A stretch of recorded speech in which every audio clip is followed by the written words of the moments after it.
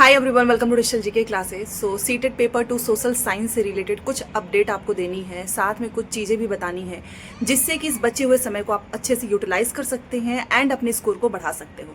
आपको पता ही है कि आज 24 नवंबर है, गिनती के कुछ दिन बचे हुए हैं क्योंकि दिसंबर का जब वीक स्टार्ट होगा तो उस समय सिर्फ और सिर्फ आपको रिविजन करना होगा। एंड मोस्ट इंपॉर्टेंट कि वीडियो से सिर्फ और सिर्फ प्रैक्टिस होती है। आप मैराथन जो भी मैं लेकर आऊँ या कोई भी टीचर आपको मैराथन कराते हैं उसका फायदा उन्हीं को होगा जिनकी तैयारी अच्छे से हो चुकी होगी। इसलिए आपके पास मटेरियल नोट्स होना जरूरी है रिवीजन के लिए। आप चाहें तो मेरा खुद का भी नोट्स ले सकते हो, बहुत मिनिमम प्राइस पे है, नंबर आपको स्क्रीन पे मिल जाएगा। या फिर ऑलरेडी अगर आपने अपना खुद का नोट्स बनाया है या फिर किसी भी टीचर का भी आपके पास होगा मटेरियल, उससे आपको डेली रिवीजन करना है। वहां से रिवीजन करोगे तो अपने स्कोर को आराम से एनालिसिस कर पाओगे। दूसरा ये मुझे आपको बताना था क्योंकि 2 दिन पहले मैंने आपको पैडागॉजी के कुछ टैग वर्ड्स बताए थे। पेपर 2 सोशल साइंस में आपको पता ही है कि 20 नंबर की पैडागॉजी आती है एंड ये 20 नंबर की पैडागॉजी आप आराम से अचीव कर सकते हो। सिर्फ और सिर्फ आपको प्रैक्टिस करना है। एंड वो जो पैडागॉजी में मैंने आपको टैग वर्ड्स लिख के दिए हुए हैं, आप उसे टेलीग्राम में जाइए। आज सुबह ही मैंने अपलोड कर दिया है, कुछ दिनों तक रहेगा उसमें, उसके बाद से डिलीट हो जाएगा। तो प्लीज़ आप जाकर डिजिटल जीके क्लासेस का जो मेरा खुद का टेलीग्राम चैनल है उसका भी लिंक मैंने कॉमेंट सेक्शन में दिया हुआ है, वहाँ से जाकर उस PDF को डाउनलोड कीजिए। एंड जब भी आप प्रैक्टिस करते हो तो वहाँ से आपको वर्ड्स को ध्यान में रखना है, ठीक है। दूसरा कि अभी शाम को 6 बजे आपकी 2 घंटे की मैराथन आने वाली है। उस मैराथन को आपको जरूर देखना है अगर आप सच में 50+ स्कोर लेकर आना चाहते हैं। एंड मोस्ट इंपॉर्टेंट क्वेश्चंस की हिस्ट्री, ज्योग्राफी, पॉलिटी के जो 1 लाइनर जो मैंने आपको बोला था, थ्योरी एंड प्रीवियस क्वेश्चंस, वो कब होगा तो वही अब लास्ट होने वाला है, ठीक है। तो आज 2 घंटे की मैराथन के बाद से सीधे नंबर है हमारा NCERT थ्योरी का। बीच में क्वेश्चंस की प्रैक्टिस कराना इसलिए भी जरूरी है क्योंकि आप जानते हो कि एग्जाम पैटर्न समझना, क्वेश्चंस किस तरीके से पूछे जाते हैं, अगर आपको वो पता ही नहीं है तो आप बस थ्योरी पढ़ते रहेंगे तो भी उसका कोई मतलब नहीं है, ठीक है। अब ये बचा हुआ जो समय है आपके पास, आप उसको किस तरीके से यूटिलाइज कर सकते हो। तो रिवीजन ज़्यादा से ज़्यादा करो। अगेन मैं बोल रही हूँ कि मेरी खुद की वीडियो हो या किसी की भी 3 से 4 घंटे की वीडियोज़ हो, वो आपको अभी प्रैक्टिस के लिए इंपॉर्टेंट है, रिवीजन के लिए नहीं।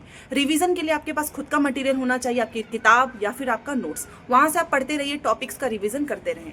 इस बचे हुए समय को आपको यूटिलाइज करना है किस तरीके से, तो देखिए जब भी आप प्रैक्टिस करते हो, मान लीजिए प्रीवियस क्वेश्चंस की प्रैक्टिस आपने की 60 नंबर की, अब उस 60 नंबर में से आपको अपने स्कोर देखने हैं कि 30 आया, 40 आया, 35 आया, उसके बाद से कितने आपके गलत हो गए हैं। उन टॉपिक्स को पहचान के आपको दोबारा से लिखना है। आपके पास नहीं है मटीरियल में या फिर आपने नई चीज़ें पढ़ी हैं तो आप यूट्यूब पर डायरेक्ट उस टॉपिक को सर्च कीजिए, वहाँ से पढ़िए और उस थ्योरी को अपनी कॉपी में नोट कर लो।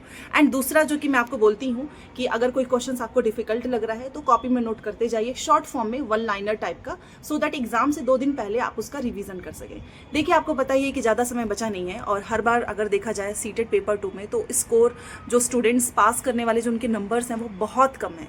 पेपर 1 में भी कम है और पेपर 2 में तो उसके कंपेयर में और भी ज़्यादा कम है। और उसका एक रीज़न है कि पेपर 2 में जो सब्जेक्ट आपका आ जाता है उसमें NCERT पढ़नी होती है, काफ़ी डेप्थ में चीज़ें पूछी जा रही हैं। अब डायरेक्ट क्वेश्चन आंसर नहीं होता है, काफ़ी घुमा के पूछता है। तो 60 में से 60 लाना है, 50 लाना है, 55 लाना है, ये आपका टारगेट होगा। बट फिर भी अगर आप NCERT, हिस्ट्री, ज्योग्राफी, पॉलिटी, ये तीनों चीज़ों को बार बार पढ़ते हो और क्वेश्चंस की प्रैक्टिस करते हो, मॉक टेस्ट नहीं। याद रखिएगा, मैंने हमेशा से बोला है कि प्रीवियस क्वेश्चंस ही आपके पास ऑलरेडी इतने सारे हैं कि आपको मॉक टेस्ट की जरूरत ही नहीं है। आपको सिर्फ और सिर्फ सीटेट के प्रीवियस क्वेश्चंस करने हैं।